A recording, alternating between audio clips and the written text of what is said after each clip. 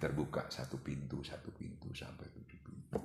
Biar aja ibaratnya seperti dahan, keluar dahannya, keluar daunnya, keluar bunganya. Ya, apa kamu yang mengeluarkan itu ngatur? Yang enggak, kerjaannya Tuhan itu.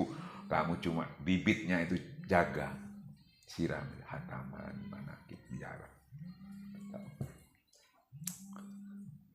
Ya, insya Allah. Ya, kitabnya belum kamu baca, kamu sudah paham. Itu kitab-kitab tasawuf itu bukan untuk dipelajari, buat rujukan. Sampai saya sudah sampai sejauh mana. Kalau enggak, siapa yang mampu? Ya seperti kita dulu. Jangankan sampai suhu dan sebagainya. Bangun sholat aja yang 5 waktu sudah kesulitan. Tapi dengan zikir itu power kita naik. Keyakinan kita naik, kekuatan naik. Hayyalah sholat. Kita nggak punya kekuatan la haula wala quwata illa billah. Kan gitu jawabannya, nggak punya daya. Tapi kata Allah, hayyal falah, datang kamu. Tak beri kekuatan kemenangan. Kita nggak mau datang, cuma jawab tuh la haula wala quwata illa billah. Ngeles terus. Ya. Nah, datang, tak ngasih hayyal falah. Ini torekat itu membantu itu dengan cara yang mudah, dengan waktu 10 menit.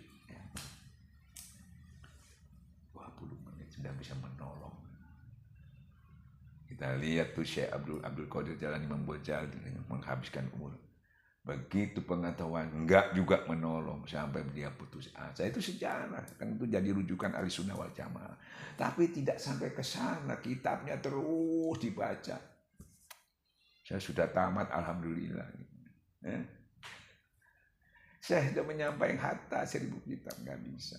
Dia masih di kitab itu juga belum teraplikasi ke dalam. Karena sini tertutup. Atau sudah masuk juga ada. Tapi di sana masih ada virusnya rusak. Dalilnya tahu. Di dalam diri manusia ada sebuah tikal bukan itu rusak semua. Kalau itu baik ini menentukan. Sesungguhnya aku melihat apa yang ada dalam hatimu itu. Ini tasawuf itu. Dan mempelajarinya ternyata setelah kita ungkap pelajaran yang paling mudah itu tasawuf, yang sementara persepsi yang paling berat. Tapi kalau ada yang mengatakan, Ustaz, kan syariat harus kuat dulu belajar, baru belajar hakikat. Hampir orang begitu. Kita pondok pesantren Suralaya, Torekat Kuria Naksabandi yang dipimpin oleh Pangeran Syah Abah Hanum, Mursyid Kamil Mukamil. Bukan belajar di torekat, bukan belajar ilmu hakikat dulu. Syariat dulu. Buktinya syariat dulu. Saya mau tanya. Bisakah kita melaksanakan sempurna yaitu syariat itu, baik sholat, puasa, zakat dan sebagainya. Kalau iman tauhid kita belum bagus, bisa nggak? Ustaz? Nggak bisa kan? Nggak bisa. Makanya Abah talqin itu pertama dibenahi iman dulu. Jadi du imanakum bikasrihillah, ya utuhkan dulu iman yang berantakan itu. Itu fondasinya rumah itu. Utuhkan imanmu. Langsung menggugurkan 4000 dosanya itu, bersihkan kali.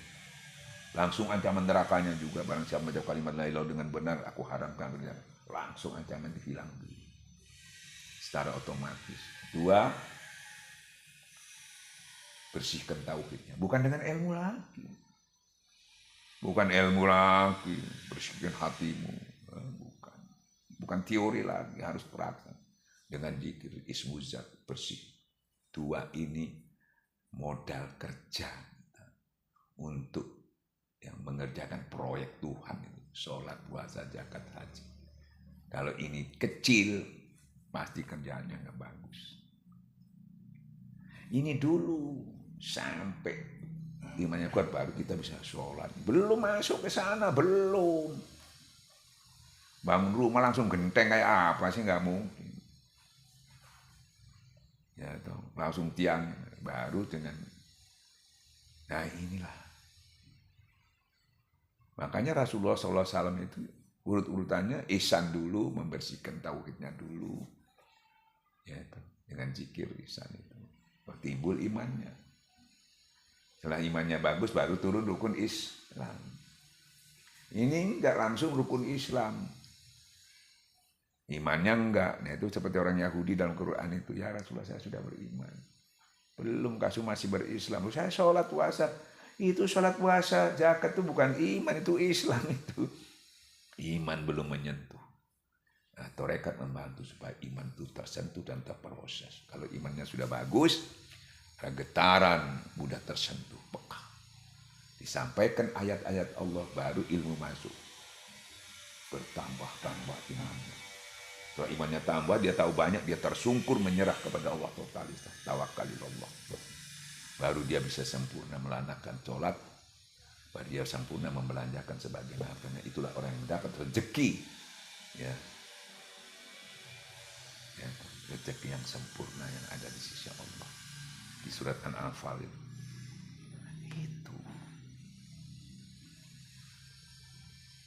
Jadi sederhana sebetulnya. Ya. Nah setelah syariatnya sudah bagus, baru masuk. Barang siapa mengamalkan yang dia ketahui, ditambah yang dia tidak tahu.